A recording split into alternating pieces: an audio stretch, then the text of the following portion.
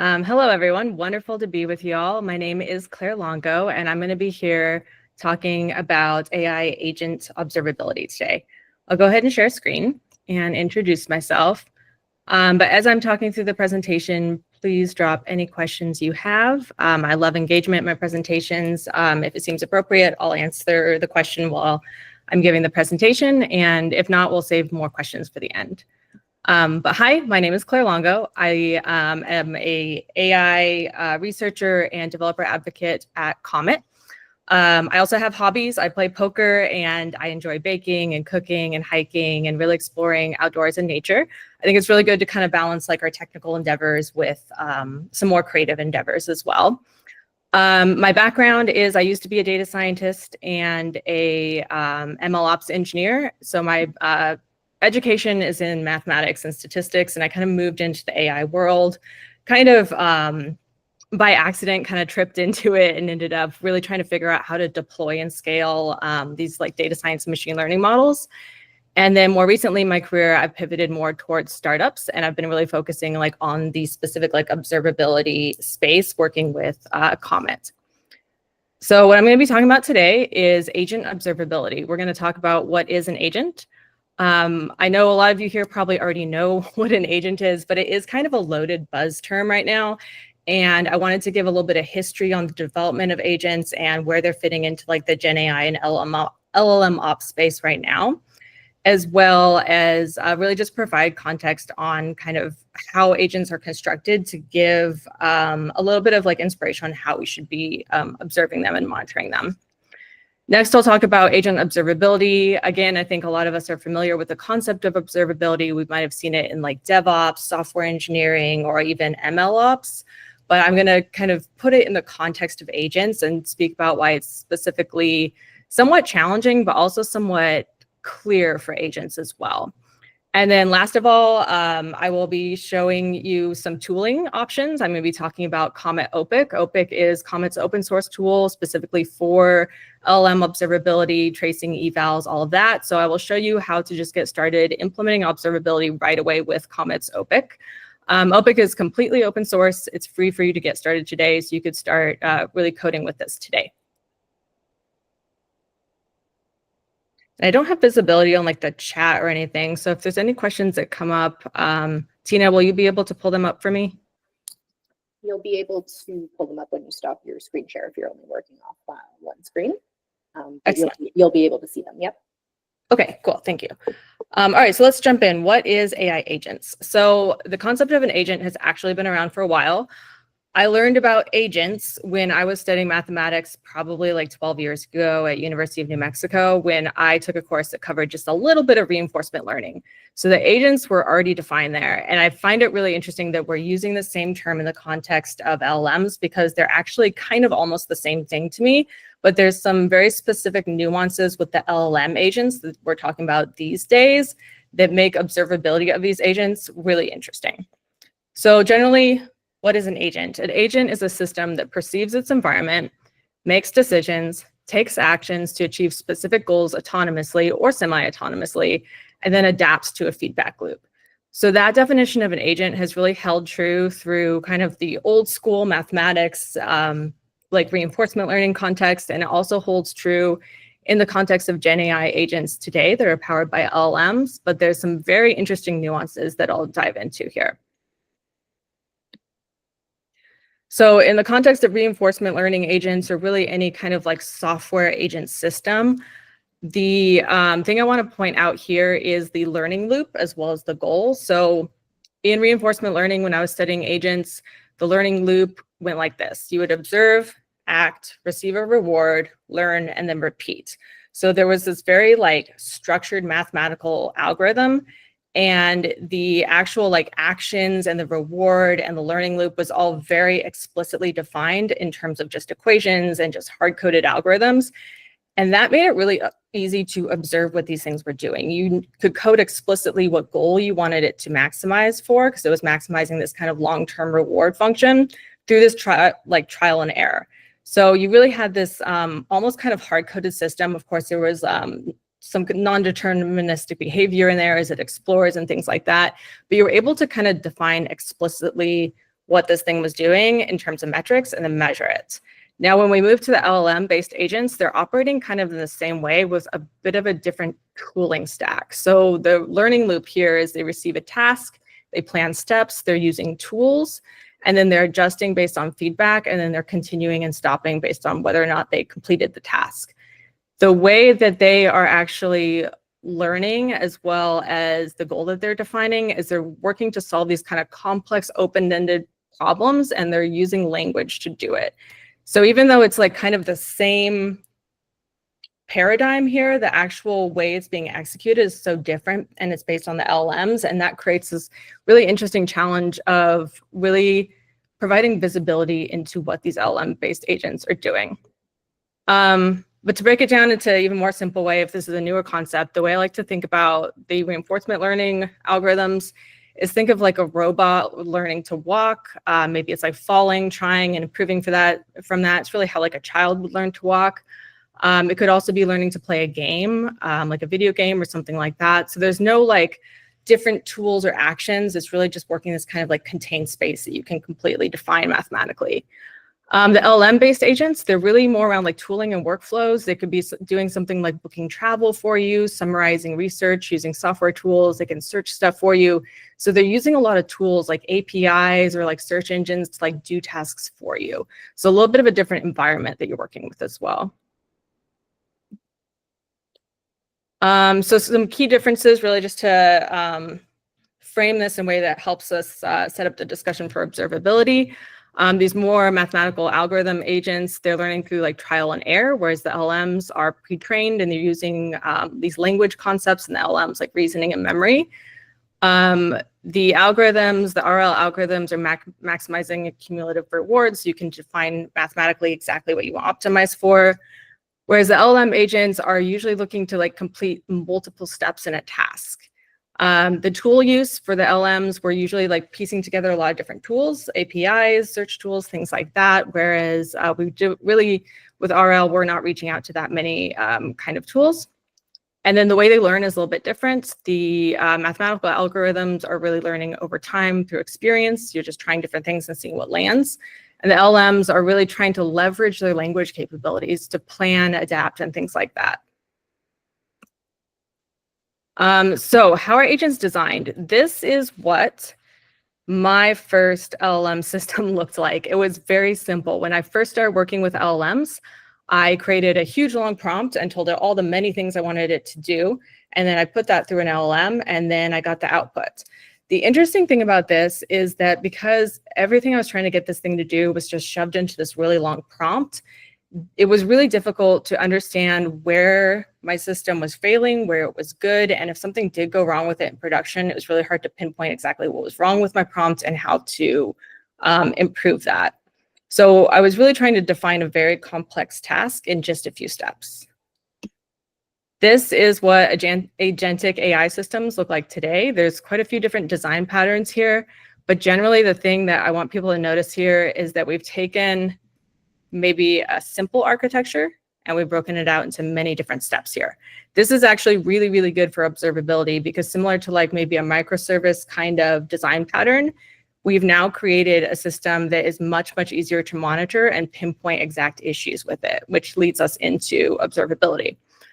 The reason it's easier to monitor is each kind of node here has a very specific task. Instead of shoving it all into just one prompt and praying that it goes well, we've now really broken out these tasks and allowed these little nodes to specialize in different steps in the task. So we get visibility into where it's breaking and know exactly where to improve it.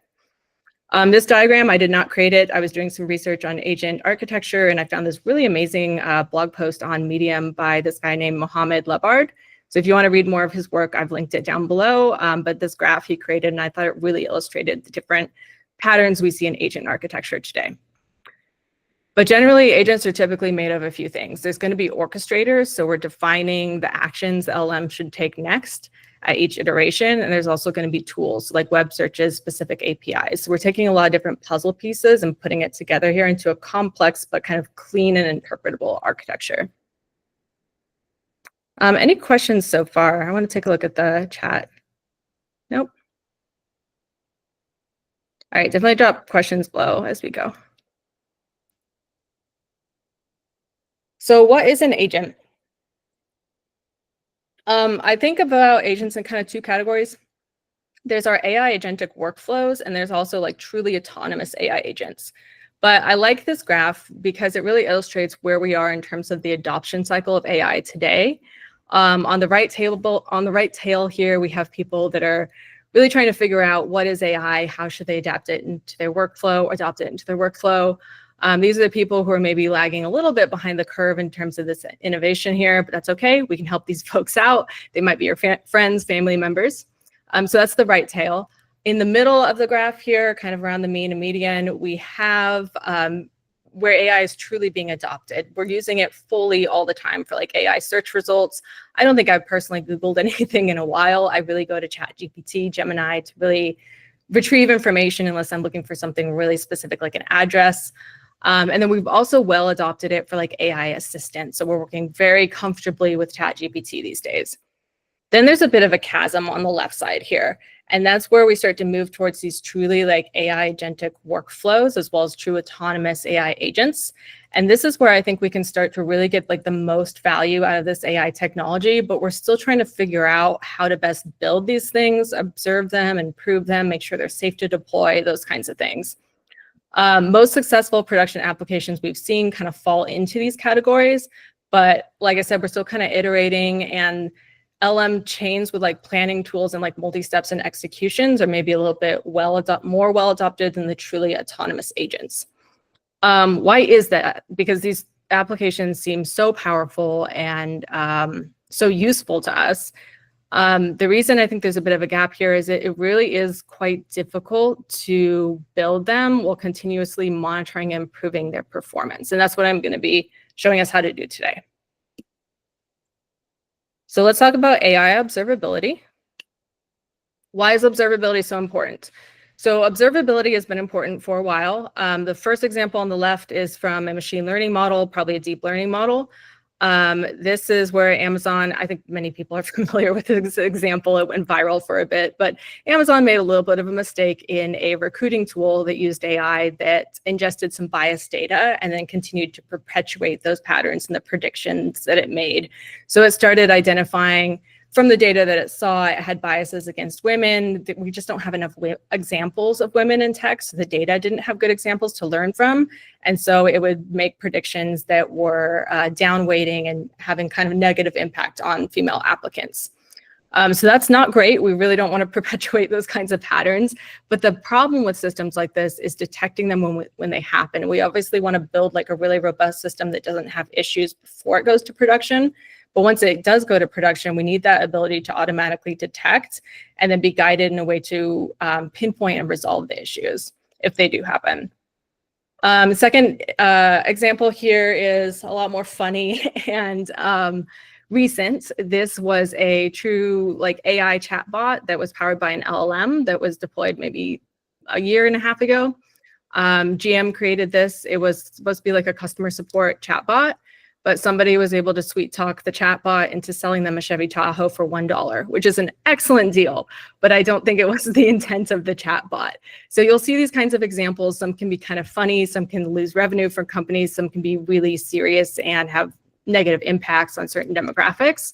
But overall, like we need a way to detect these issues in any kind of AI system and to resolve them. So agent observability is a little bit different, as I mentioned. It's not going to look exactly like the software observability or even like the machine learning observability that we've seen in the past. So how do we do it? Well, the thing that really stands out to me with agents is that it's actually being presented to us in a really digestible way because of the architecture of the agent systems, because we're no longer just trying to put a lot of instructions in one prompt and like hope everything goes well. We've broken out the architecture of the agent into all these different steps with very specific tasks within the steps. And that actually lends itself really well to observability. The things that we're going to need here is we're going to need traces. So that's logging each step and action that's been taken for every step in this kind of process. We need to know exactly what decision was made, what was the input and output to the LLM call, if there was an LLM call part of that, what orchestration steps were followed, and what action was taken. So really being able to log everything at every step in the system. Next, we need evals. So evals are LLM evals. They can take the form of like a heuristic evaluation metric, or they could be more of like an LLM-based metric, like LLM as a judge. But these are metrics that are used to measure and detect the performance of your entire system overall, or of the single steps within the system. So the traces and evals are going to help us detect an issue, but if we detect an issue, we need another step, we need to fix it. And that's where agent optimization comes in. Agent optimization will allow us to improve things like prompts and potentially fix errors. And it can be more of an automatic thing. So I'm going to dive a little bit into all three of these things in the context of implementing them with Comet Opik.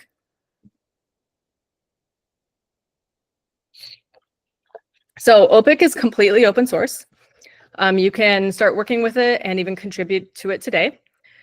It essentially provides an end-to-end model evaluation platform for AI developers with best-in-class LLM evaluation, experiment tracking, and production monitoring. So it's really going to allow you to do that tracing. It provides a framework for creating evaluation metrics, and that also allows you to start optimizing prompts and experimenting. What are traces? So traces give you visibility into the inputs and outputs as you're building. This is one of the core building blocks of observability. It's going to allow you to detect issues and do things like build better prompts, or you could compare different models side by side, see which one is working better for your use case. But this example here, we're seeing a trace, which includes spans. So each step within the trace is a span. And if we think back to some of those agent architecture diagrams I was showing, we would want to see every step within a single trace through that system. So it's going to show you from start to end every step that it took, and you can click into these and dive in and see exactly inputs and outputs of every single step. This is really useful because if you have an issue with your system, or if it's not working in a specific way that you expected it to, you can pinpoint the issues really easily in kind of an interactive way. Next are LLM evals. So this allows you to design evaluation metrics to detect any kind of issue. They're very personalizable, but I'm typically looking for quality issues and social impact issues with my model once it's live. Opik offers a variety of pre-built eval metrics, and these are really great because they cover a lot of the general kind of issues you're going to see in LLM systems all the time. So obviously hallucinations, there's a pre-built metric. You can just use it out of the box. It's really going to just be a few lines of code to set this up. And then we also offer what's called G-evals. So these are general evaluation metrics. They use the LLM as a judge. So it's another LLM, and you're using a prompt to define a metric. So an example of this would be something like, I built a LLM system that generates recipes, and I wanted a metric that would tell me if the quantity of the ingredients was reasonable or not. But that's a very subjective kind of thing. It's kind of language based, so it's really hard to actually measure that in a explicit way. So I used a LLM as a judge metric using the G-eval framework here. And I just used a prompt to ask this new LLM to evaluate the recipe that was the output of another LLM, and to give me just a 0 or 1, just label it, is this a good recipe or bad recipe? So you can really simplify it, but the cool thing about that is you've also extremely personalized it to your use case. So then I had this actual metric that I could monitor over time that told me if it was outputting recipes or not. So if the system started writing poetry or something, which the user doesn't expect, I would have received an alert right away. I could see the metrics drop on the dashboard, and then I could have used the traces here to pinpoint exactly the cases where this happened and explore the prompt and other parts of the system that could have led to that kind of issue. Great. So we talked about tracing agents as well as designing evaluation metrics for them. But we really want to get to this point where the agents are more autonomous and can perform tasks themselves, as well as maybe even self-improve. So my hope is agents can be like Pokemon, and they can really start to evolve. But it can start simple and move into just this really powerful system that's just optimizing our lives and working really well for us. So we need to be able to kind of shift right for agents from this kind of native co-pilot to these more autonomous tasks. I see a lot of great agent workflow systems, but I want to move a little bit more towards truly autonomous agents that are self-acting and self-improving. And that is really difficult. I think that's what's creating kind of the chasm of adoption with agents today. Because optimizing agents is so complex, having the right metric to evaluate the performance of the agent is key. So there's really an art to like choosing the right LLM eval metric. And then you also need to have this really seamless evaluation framework so that you can iterate and get this visibility into your system as you're building it and even optimize some improvements. So this whole kind of like process of like optimizing a prompt, back to like my very first LLM app that I ever built, it was really easy because I just had one prompt and I could just really get good visibility into the inputs and outputs of the single prompt and tweak it a little bit, run some experiments. And so it's very kind of a straightforward process to optimize that prompt. But if I have like a really complex and like autonomous agent system, I have a lot of prompts at different steps. And I also have like orchestration and there's routing, and you end up with a system that's much more complex to optimize. It's great for observability because I can really measure it at each point, but optimizing all those many prompts and measuring how they're kind of playing together is really quite challenging. So that's where Comet Opik is leaning in. We just released, this is super new, so if you try it out, we'd love feedback and any like feature requests you have on it. But we just released Agent Optimization. This is an optimization framework that allows you to refine your prompts so you can get better performance from the LLMs, and you can use a variety of these different optimization algorithms. If you've ever done like a hyperparameter search, this might look really familiar. That's what I thought when I first saw this. Essentially, the way it works is you are kind of almost initializing it with a really simple prompt. So you can see in this example, I'm saying, answer the question with a short 1 to 5 word phrase. That's a really short prompt. But I ran this optimization framework over it, and it's going to essentially hyperparameter optimize in a way. Using these different optimization algorithms, it's going to try different prompts and produce one that is better performing. The key to something like this is that we need metrics. If we're optimizing something, we need a metric that we're optimizing, and that's where really using these LM evals that I spoke about earlier, and really there's an art to choosing the right one for your use case or maybe a set of metrics here. But this provides like a really clean framework for using very traditional metrics as well as creating your own general ones. And then these can be the metrics that are used in the optimization task.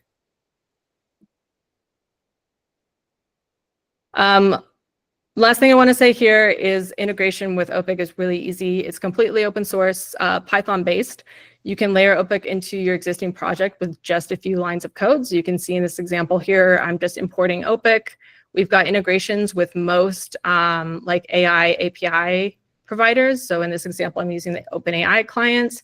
But we built these really automatic integrations. So when I want to monitor, grab traces and create evals for my OpenAI apps, it's really just a few lines of code. And then the traces are scooped up. They're sent to the Comet UI where you can interact with them.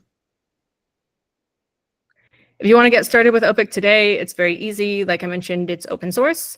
So I've linked the repo here as well as documentation. And we would love your feedback. So feel free to like, star the repo. If you've got issues, our engineering team is very responsive on the issues. They're submitted to the GitHub, or you could even contribute to this, which I think is a great way to build our resumes out as well. And that is everything I had. Thank you, everyone. I will open it up for questions.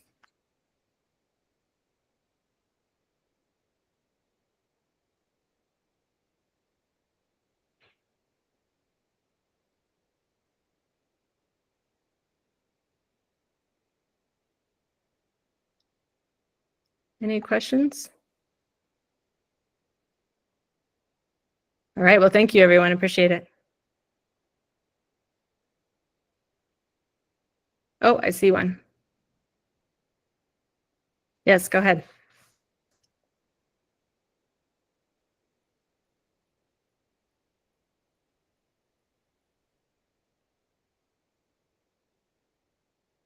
I think you might need to type the questions in the chat.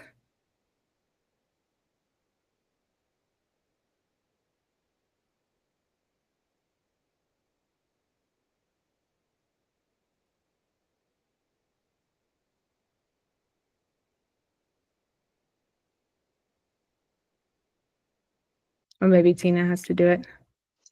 Yeah, hey. How are you? Hey, good. How are you? I just want to let you know that there are a bunch of questions in the Q&A tab. So if you click on the tile icon on the bottom right, I see it. yep, and then if you can just scroll down, I think it's the third one down. There's a Oh, Q&A. wonderful. Yeah, and then if Okay. you just click on it, there's like a bunch of questions inside. Thank you. Okay, I'll walk through Yeah. these. Appreciate that. Nice. Okay, so first question is, step by step, is it system instructions to LM? LM as a judge has two different LMs. Yeah, so the way I think about this is it can kind of vary in the architecture. It depends on what you're building. There's typically like a system prompt and then like a user prompt as well in like the chatbot interface. But step by step, you're going to have like LLMs as well as like orchestration steps within the agentic architecture. LM as a judge, it is two different LMs. So LM as a judge is a really cool concept. I've worked with LM as a judge for a while. It's essentially asking an LLM to evaluate the output of your other LLM. So I'll have like an LLM app, like my recipe builder LLM, and that's its own separate LLM system. But then I have the LLM as a judge, which is another call to an LLM. It could be the same LLM, like I use the OpenAI API all the time, but it's a separate call with a separate prompt that's specifically asking it to judge the output of the previous step. Yeah, good question. In agentic workflows, how to figure out whether an LLM-based agent should continue or stop iterating. This is a good question. I am not sure the best way to implement this. It could be like language-based in terms of a call to an LLM, like go until this task is completed, or you could build a little bit more of like hard-coded like business decisions into the workflow around the LLM. So if there's a specific task and you can check if it's completed, something like that. So I think there's different ways to do that. In terms of the best way to do it, I'm not sure. I think it really depends on the task. It's something I'd want to experiment with. That's a good question. Going through a few more of these.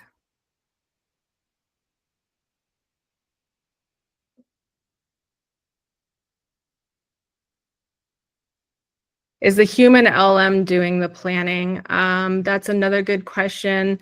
The human or LM could do the planning. So I mentioned the feedback loop earlier. So the feedback loop could be like completely automated. And I'd love to like get to the point with this kind of architecture where it is completely automated, because that does lean a little bit more towards like the true like reinforcement learning agent, which is more of like an autonomous learning agent. I see both kind of designs here with LM agents today. You'll see like human in the loop, where maybe we're doing some stuff and then the human's labeling something, and then based on that, we're improving. Or you see the LM like doing the planning itself, or even labeling itself. I think we're experimenting with it. I think if we can get it more to truly automated, that's going to be really interesting, but it's also going to be very important that we have observability on top of something that's truly autonomous like that. So yeah, to answer your question, I'm seeing both. I'm very excited about the kind of automated side of doing it with the LM. Chaining each of these steps. I'm not sure which diagram we were looking at for that question, but the question was, how can I chain each of these steps? I think that would be the kind of orchestration tools that are chaining them. So the, here, I'll go back to that slide. Yeah, so in this example here, there's really like kind of two components within an agent system. There's an orchestrator, which is going to be really like defining the action, like what should the LLM do next. So each iteration, that orchestrator deciding which tool to call, and then the tools itself. So the tool would be like an API, maybe it's searching the web, maybe it's generating a document, something like that. But the orchestrator, it could be business logic or it could be the LLM, but that would be the kind of way of like chaining it together.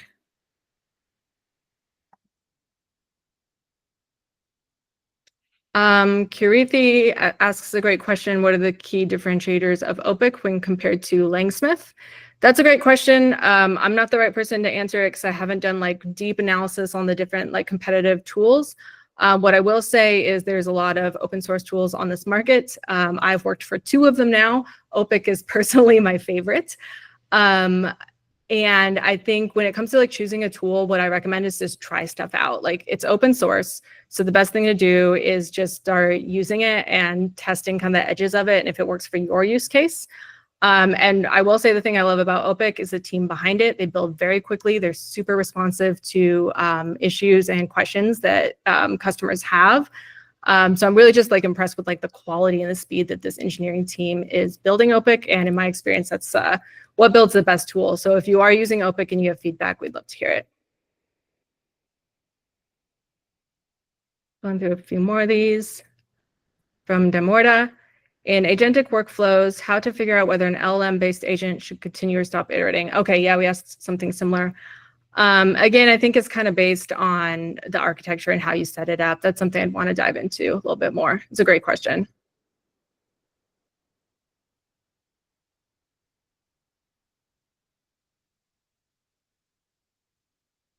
From Donald, what considerations should be made on optimizing different design patterns, routing, prompt chaining, and parallelization? It's a good question. I think I'll leave this up in case people are trying to find the GitHub. So the considerations for the design patterns, I'm going to say it depends because it always does depend on what you're building. But in terms of optimizing the different design patterns, I think it comes down to being able to measure what your system's doing. So if you have like a really clean architecture, like some of these diagrams illustrated, you can put LM eval metrics on each one. And I'll pull this up a little bit bigger just so we can see it. I really like the multi-agent pattern here. In this example, if you can see it, there are different agents with different tasks. So maybe you're building a project, you've got a software engineer, project manager, content developer, all that. So each of these agents have really specific tasks. And in terms of just like figuring out how I should optimize the system overall, I would want to put like evaluation metrics on each task. So I have a way to really measure how well each of these nodes are performing. And then once I got insight into that, then I can start thinking about different design patterns and iterating on them. So I'd want like a metric that's evaluating the system performance as a whole, and then metrics evaluating each step. And then you're like identifying where it's breaking. And then as you're iterating, you're tracing everything. You're probably versioning your different iterations of the architecture. And you start to kind of see how these different architectures are performing overall. I don't know if that answers your question. I think that's a really interesting one.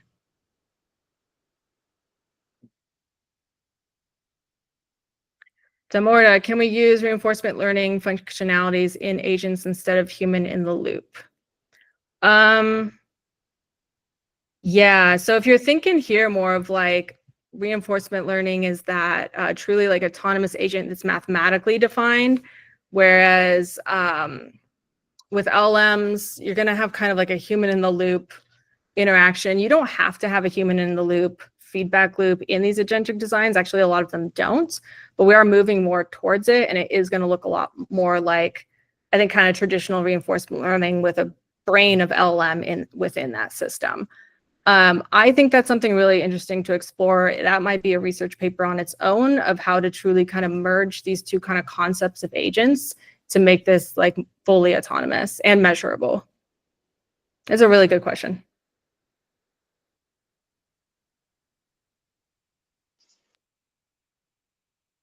Thank you so much, Claire, for a wonderful presentation and for answering all of the questions and for staying on a little bit longer as well, too. Thank you. I'm glad I found the questions. Thank you. No worries at all. We'll see you soon. Thanks, everyone.